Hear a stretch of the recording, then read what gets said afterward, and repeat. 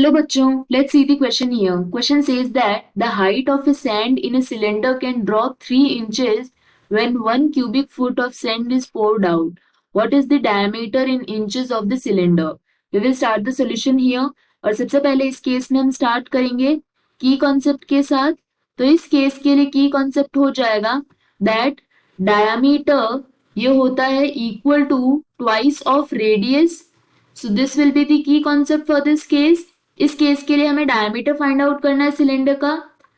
Now we will note down the formula of volume of cylinder. So volume of cylinder ये होता है equal to pi R square H. R यहाँ पे denote कर रहा है रेडियस को.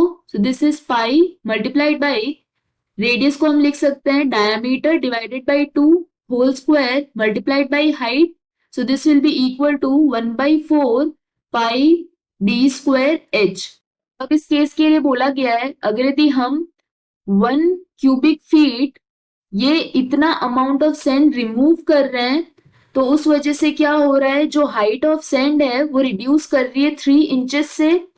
सो for this case height is reduce to 3 inches. In this case 3 inches.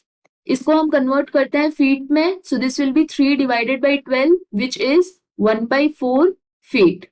That means इसमें हम बोल सकते हैं 1 फीट क्यूब ये हो जाएगा equal to 1/4 pi D square and height यहाँ पे क्या है 1/4 feet. So this will be equal to 1 equals 1/16 pi D square.